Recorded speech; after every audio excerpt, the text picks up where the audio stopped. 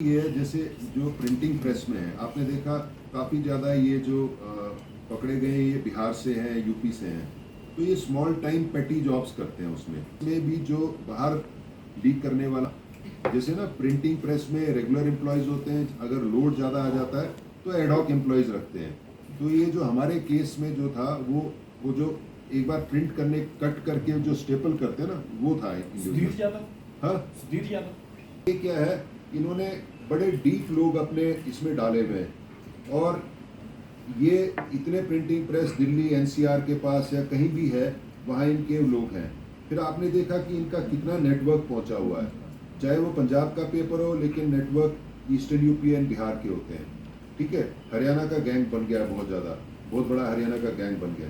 फिर ये क्या करते हैं, इनके पास वक्त बड़ा कम होता है क्योंकि पेपर कुछ दिन पहले ही छपता है। वो through a network of coaching classes ये कैंडिडेट्स के डिटेल मांगते हैं। इसीलिए हमारे कोचिंग क्लासेस वाले वो आपने देखा होगा, अग्निपथ में भी जो वायलेंस करवाई थी मोस्टली कोचिंग क्लासेस ने करवाई थी, क्योंकि ये पैसे लेके रखते हैं।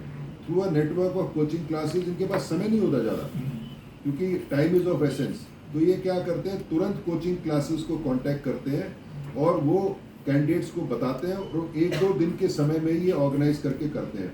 आपने देखा होगा कि ऑलमोस्ट हर डिस्ट्रिक्ट में, हिमाचल में भी इनके नेटवर्क्स हैं, इतने लोग पकड़े गए हैं। कैंडिडेट्स हैं, कैंडिडेट्स के ऊपर एक स्टेप ऊपर एक स्मॉल टाइम एजेंट्स हैं, कोचिंग क्लासेस है, उसके ऊपर बड़े एजेंट्स हैं। बड़े एजेंट्स का जो यूपी बिहार और हरियाणा के एजेंट्स हैं, इनके साथ लिंक है। ये काम तुरंत होता है, और इन्होंने जो एविडेंस, जो फॉरेंसिक, साइबर फॉरेंसिक किया है या मोबाइल फॉरेंसिक्स किया, उसमें भी बहुत कॉल है। उसमें उनके, आप बताइए कि हाँ व्हाट्सएप की चैट इनकी हमने जो है पकड़ी हैं। तो ये जैसे अभी डीजी साहब ने बताया, इंटरलिंक्ड है ये गैंग्स। एक बहुत बड़ी गैंग बिहार की है, एक बहुत बड़ी गैंग यूपी की है, एक गैंग हरियाणा की। ये गैंग्स आपस में इंटरलिंक्ड हैं, जिसके हाथ में भी पेपर लग जाता है वो दूसरे को फिर ये डिस्ट्रीब्यूट करते हैं और लास्ट आवर के ऊपर मार्केटिंग करते हैं। और जैसे हम लोग अपना डेटा बनाते हैं, आप अपना डेटा बनाते हैं, इन्होंने भी डेटा बना के रखा हुआ है। इनके पास डेटाबेस है कि किस स्टेट में कौन एजेंट जो है वो हमारा काम करवाए। सर इतना बड़ा केस है, हम छोटा स्टेट है, हमारी कैपेसिटी छोटी है, तो उन्होंने बताया कि ऐसा वो अन्य स्टेटों में भी हो रहा है। अभी जेएनके गवर्नमेंट ने कमेटी बनाई है, उनका सब इंस्पेक्टर का एग्जाम का वो लीक हुआ है, बड़े हाई लेवल की उन्होंने कमेटी बनाई है। तो ये जैसे राजस्थान गवर्नमेंट ने तो कमेटी बना दी, इसकी रिकमेंडेशंस हैं, और रिकमेंडेशन जैसे राजस्थान गवर्नमेंट की, उसको भी हम स्टडी करेंगे, अपने इसको लाएंगे। ये तो हो गया कि आगे फ्यूचर क्या होगा, क्या नीति बनेगी। लेकिन हमने सेंट्रल इंटेलिजेंस एंड जो इन्वेस्टिगेटिंग एजेंसीज है, उनको भी आगाह किया है कि this is a big crime and this is a emerging crime, और इस पर प्रॉपर फोकस होना चाहिए। और सीबीआई को इसका मतलब एक सेंट्रल डाटाबेस बनना चाहिए कि कौन कौन ऑर्गेनाइज क्रिमिनल्स है। जैसे आपने देखा, इसमें तो बहुत क्रिमिनल्स बहुत बार इन्वॉल्व थे, हिस्ट्री शीट है। हाँ। सो बेसिकली अब तक ये क्राइम है रेडार के नीचे था, मतलब हमारे रेडार में नहीं था।